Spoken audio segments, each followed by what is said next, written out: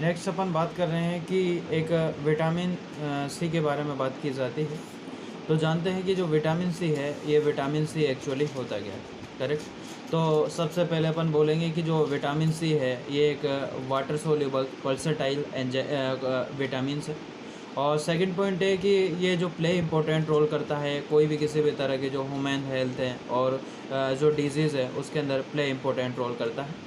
Third point के case की बात की जाए तो जो अपन ने कहा कि जो विटामिन जो सी है ये एक एस्कॉर्बिक एसिड है, और जो एस्कॉर्बिक एसिड है 6 कार्बन कंटेनिंग कंपाउंड्स हैं, correct. That can be hexose structure है। और अगर जनरली बात की जाए तो जो इसका जो स्ट्रक्चर है वो मोनोसेक्राइड से रिजेंबल करता है।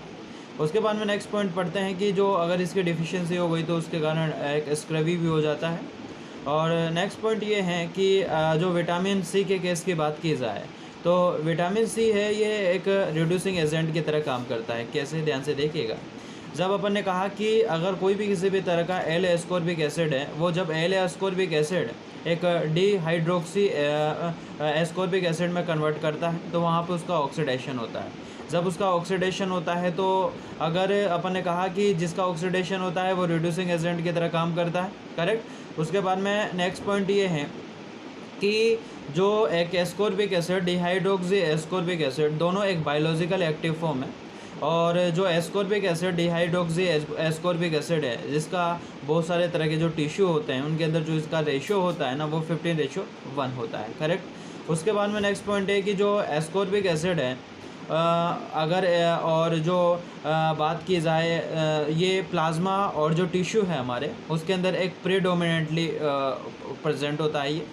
और नेक्स्ट पॉइंट के केस की बात की जाए तो अगर कोई भी किसी भी तरह का अगर फूड है, अगर हम प्रिपेयर करते हैं एक कॉपर वेजल्स के अंदर, तो अगर कोई भी किसी भी तरह का फूड अगर हमने प्रिपेयर किया कॉपर वेजल्स के अंदर, तो वहाँ पे जो विटामिन सी है वो एक इनएक्टिव फॉर्म में प्रेजेंट होगा।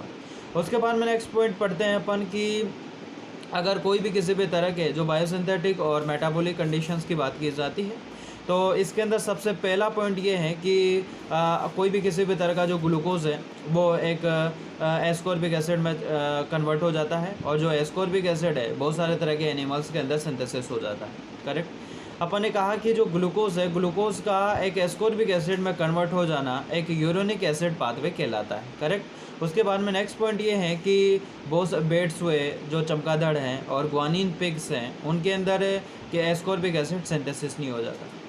अब बात ये आ जाती है दिमाग में कि यार जो एस्कॉर्बिक एसिड उनके अंदर क्यों सिंथेसिस नहीं हो पाता। उनके अंदर इसलिए नहीं हो पाता क्योंकि उनके अंदर एक सिंगल एंजाइम की डिफिशियंसी होती है, और वो सिंगल एंजाइम और कोई नहीं, वो सिंगल एंजाइम्स होता है एक तरह का एल गैलेनोलैक्टोज ऑक्सीडेज, करेक्ट। उसके बाद में नेक्स्ट है कि जो एस्कॉर्बिक एसिड है ये एब्जॉर्प्शन होता है इसका हमारे इंटेस्टाइन के अंदर, और एस्कॉर्बिक एसिड है वो कहने का मतलब अपन बोल सकते हैं कि ये स्टोरेज नहीं होता कोई भी किसी भी तरह के, या स्टोरेज के केस की बात की जाए ये सिग्निफिकेंटली स्टोरेज नहीं होता।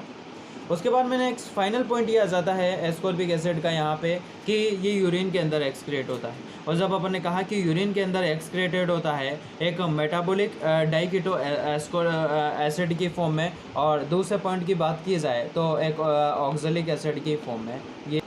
उसके बाद में नेक्स्ट पॉइंट आ जाता है कि इसके जो फंक्शन है, जो अब जानते हैं कि क्या क्या फंक्शन है इसके विटामिन सी के, तो अपन बोलेंगे कि बहुत सारे तरह के फंक्शन होते हैं जिनमें से 2 तरह का फॉर्मेशन करता है यार ये, कि एक तो कोलेजन फॉर्मेशन करता है और एक बोन फॉर्मेशन करता है, करेक्ट। उसके बाद में अपन बोलेंगे कि 4 तरह के मेटाबोलाइज करता है, ये 4 तरह के मेटाबोलाइज करता है।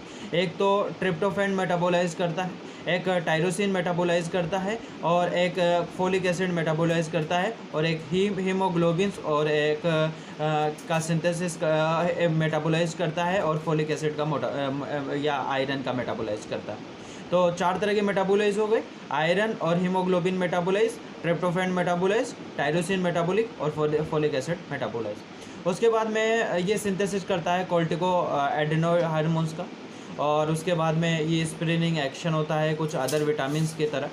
और नेक्स्ट है कि अगर बात की जाए तो ये प्रिवेंशन एक्शन करता है कैटरेक्ट और प्रिवेंटिंग एक्शन करता है कोई भी किसी भी तरह के क्रोनिक डिजीज़ की बात की जाती है। करेक्ट। उसके बाद में अपन इसके जो RDA वैल्यू की बात की जाती है, रिकम्बेंट डायरेक्टली एलोवेरेंस वैल्यू की, और इसकी जो रिकम्बेंट डायरेक्टली एलोवेरेंस जो वैल्यू है, जो RDA वैल्यू है, वो 40 से 50 mg पर डे होती है। करेक्ट। और कोई भी किसी भी तरह की जो प्रेगनेंटिक और जो लैक्टेटिंग वुमेन्स होती है, अगर उनकी बात की जाए तो उनके अंदर क्या हो जाता है कि कोई भी किसी भी तरह की जो 20 से 30% से बढ़ जाती है, ज़्यादा हो जाती है।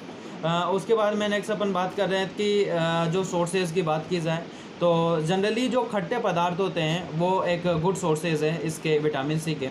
बात करेंगे कौन कौन से हैं। सबसे पहले जो अपन ने बोला कि फ्रूट्स है, गूसबेरीज़ है, आंवला है, गवावा है, कोई भी किसी भी तरह के ग्रीन वेजिटेबल हैं जैसे केबेज हो गई, स्पाइनेच हो गए, बथुआ हो गया। और दूसरी बात ये है कि जैसे कोई भी किसी भी तरह के टोमेटो है, पोटैटो है, और पोटैटो की अगर बात की जाए तो पर्टिकुलरली स्किन, ये गुड सोर्सेज है इसके। उसके बाद में मिल्क है, पुअर सोर्सेज है। तो ध्यान से देखिएगा, ये एक चीज़ है कि विटामिन सी, विटामिन डी और विटामिन B6, ये 3 ऐसे विटामिन हैं जिनके अंदर मिल्क है वो पुअर सोर्स है। कौन कौन से हैं? विटामिन B6 है, विटामिन सी है और विटामिन डी है। ये 3 तरह के विटामिन ऐसे विटामिन हैं जिनके अंदर जो मिल्क है it is a poor sources की बात की जाएगी। करेक्ट। उसके बाद में नेक्स्ट अपन बोलते हैं कि जो हाई कंटेंट में जो एस्कॉर्बिक ये विटामिन सी पाया जाता है, ये गोनेट्स और एक एड्रिनल ग्लैंड्स के अंदर होता है जनरली। और उसके बाद में अपन बोलते हैं इसकी डिफिशियंसी के कारण जाहिर सी बात है यार, जब भी डिफिशियंसी आती है दिमाग में एक ही चीज़ आती है, स्क्रवी। करेक्ट। और स्क्रवी के अंदर क्या हो जाता है? स्पॉन्जी हो जाता है, शोर गम्स हो जाता है, लूज टिश्यू जो टूथ है वो लूज़ हो जाते हैं, ढीले हो जाते हैं, और एनीमिया कंडीशन हो जाती है, और जो जॉइंट है वो स्वेल हो जाते हैं। जब जाहिर सी बात है कि जॉइंट स्वेल हो जाएंगे तो फ्रेजिलाइल ब्लड वेजल्स, जो एक ब्लड वेजल्स है वो नाजुक हो जाती है। जब ब्लड वेजल्स नाजुक हो जाएगी तो जाहिर सी बात है कि जो इम्यूनो कॉम्पिटेंट्स होगा वो डिले हो जाएगा, थोड़ा लेट होगा, जिसकी वजह से वाउंड सीलिंग, जो घाव है वो घाव वाउंड सीलिंग हो जाएगी। करेक्ट। उसके बाद में नेक्स्ट आ जाता है कि एक इन्फर्टाइल स्क्रवी भी हो जाता है। इन्फर्टाइल स्क्रवी बच्चों के अंदर हो जाता है, 6 से 12 साल के बच्चों के अंदर हो जाता है, और इसको एक बार्लोस डिजीज़ भी बोला जाता है। और कहने का मतलब ये रिपोर्टेड हुआ था 1934 के अंदर, और ये भी एक विटामिन सी की डिफिशियंसी के कारण हो जाता है।